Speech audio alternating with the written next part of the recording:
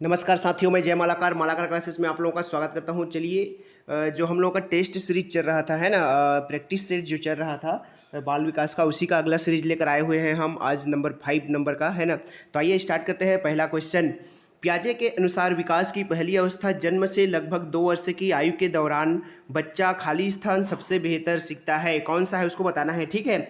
मूर्त तरीके से चिंतन द्वारा, भाषा के नए अर्जित ज्ञान के अनुप्रयोग द्वारा, इंद्रियों के प्रयोग द्वारा, या फिर निष्क्रिय शब्दों को समझने के द्वारा। तो इसका सही आंसर हो जाएगा ऑप्शन सी हो जाएगा। इंद्रियों के प्रयोग के द्वारा बच्चा जो है, छोटा बच्चा जो रहता है ना। देखिए इसमें बोला है कि जन्म से मतलब 0 से 2 वर्ष तक का जो बच्चा रहता है वो इंद्रियों के प्रयोग द्वारा सीखता है, ठीक है। आगे देखते हैं क्वेश्चन नंबर 2, सबसे अधिक गहन और जटिल समाजीकरण होता है। देखिए सबसे अधिक गहन और जटिल समाजीकरण कौन सा होता है उसको बताना है। पूर्व बाल्यावस्था के दौरान, प्रौढ़ावस्था के दौरान, व्यक्ति के पूरे जीवन में, या फिर किशोरावस्था के दौरान। तो इसका सही आंसर हो जाएगा किशोरावस्था के दौरान जो होता है ये ज़्यादा होता है। क्या होता है मतलब जटिल और समाजीकरण होता है, ठीक है। आगे देखते हैं क्वेश्चन नंबर 3, अनुवांशिकता को खाली स्थान सामाजिक संरचना माना जाता है। गत्यात्मक, स्थिर, प्राथमिक, या फिर गौण। तो इसका हो जाएगा स्थिर माना जाता है। जो अनुवांशिकता होता है उसको स्थिर माना जाता है ना। स्थिर सामाजिक संरचना मतलब एक पीढ़ी से दूसरे पीढ़ी तक वो चलते रहती है, स्थिर रहती है ना।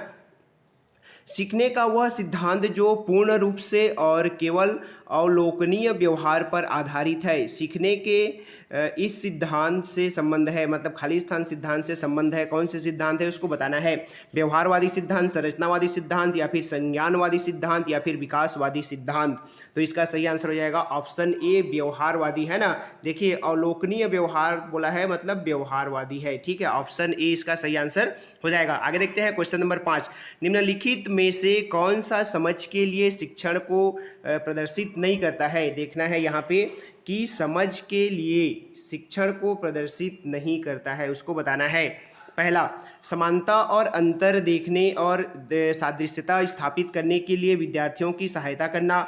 विद्यार्थियों को एकांकी तथ्यों और प्रतिक्रियाओं को याद करने के योग्य बनाना। परिघटना या अवधारणा को अपने शब्दों में अभिव्यक्त करने के लिए विद्यार्थियों को कहना। नियम कैसे काम करता है इसे स्पष्ट करने हेतु उदाहरण उपलब्ध कराने के लिए विद्यार्थियों को पढ़ाना। तो इसका सही आंसर हो जाएगा ऑप्शन बी हो जाएगा। माफ कीजिएगा, ऑप्शन बी इसका सही आंसर हो जाएगा। विद्यार्थियों को एकांकी तथ्यों और प्रक्रियाओं को याद कराने के योग्य बनाना इसका सही आंसर हो जाएगा। आगे देखते हैं क्वेश्चन नंबर 6, निम्नलिखित में से कौन सी विशेषता आंतरिक रूप से अभिप्रेरित बच्चों के लिए सही नहीं है। देखिए यहाँ पे क्या क्या है, सही नहीं है कहा गया है, उसको ध्यान रखिएगा। ऑप्शन कुछ इस तरह से हैं आप लोगों के सामने। वे कार्य करते समय उच्च स्तर की ऊर्जा प्रदर्शित करते हैं। वे चुनौती भरे कार्यों को पसंद करते हैं। वे हमेशा सफल होते हैं। उन्हें कार्य करने में आनंद आता है। तो इसका सही आंसर क्या हो जाएगा, आप लोग भी गेस करके कमेंट बॉक्स पे कमेंट कीजिएगा। इसका सही आंसर हो जाएगा ये हमारे हमेशा सफल होते हैं। क्या हो जाएगा इसका ऑप्शन, ऑप्शन सी हो जाएगा, ये हमेशा सफल होते हैं, ठीक है। आगे देखते हैं क्वेश्चन नंबर 7, एक शिक्षिका अपनी कक्षा को प्रतिभाशाली बच्चों की योग्यता की उपलब्धि चाहती है। अपने उद्देश्य की प्राप्ति के लिए उसे निम्नलिखित में से क्या नहीं करना चाहिए। क्या नहीं करना चाहिए बोला है ना, देखना यहाँ पे ध्यान देना है। इसी छोटी छोटी चीज़ों पे गलती होती है। तो आइए देखते हैं, ऑप्शन इस तरह से है। विशेष ध्यान के लिए उन्हें समकक्षियों से अलग करना। उनकी सृजनात्मकता को समृद्ध करने के लिए उन्हें चुनौती देना। गैर शैक्षणिक गतिविधियों में आनंद लेना सीखना, या फिर तनाव को नियंत्रित करना सीखना।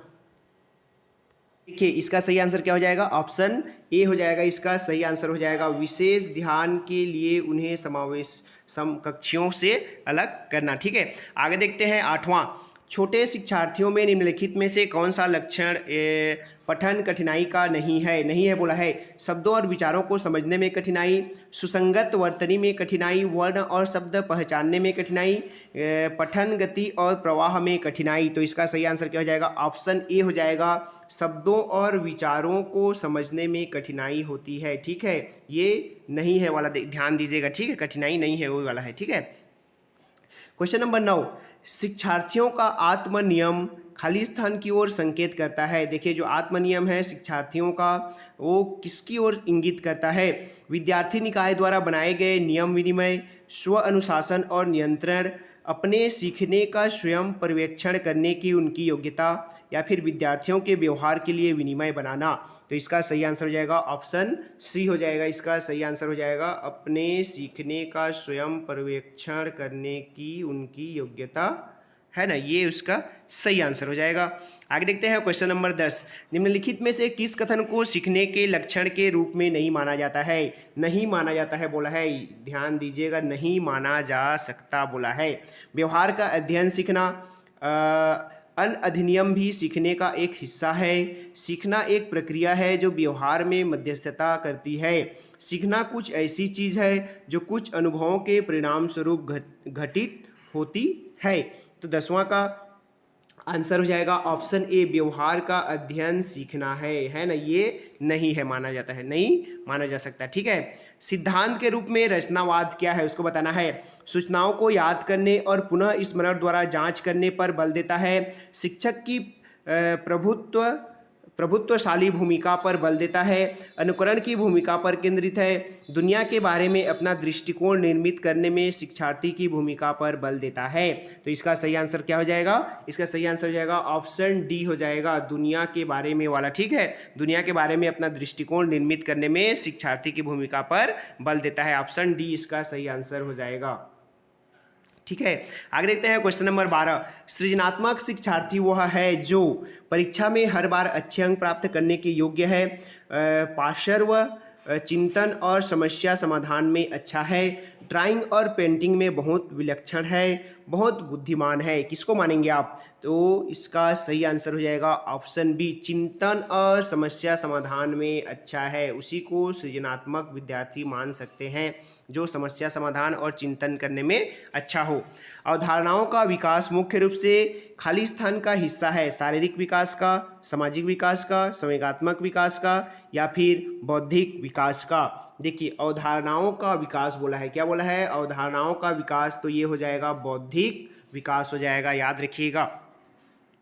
व्यक्तिगत शिक्षार्थी एक दूसरे से खाली स्थान में मित्र होते हैं, विकास क्रम में, विकास की सामान्य क्षमता में, बुद्धि एवं विकास के सिद्धांतों में, या फिर विकास की दर में। देखिए क्या कहा है प्रश्न, व्यक्तिगत शिक्षार्थी बोला है एक दूसरे से भिन्न होते हैं, माफ कीजिएगा मित्र बोल दिया था, ये क्या है? भिन्न होते हैं, भिन्न होते हैं, क्या होते हैं?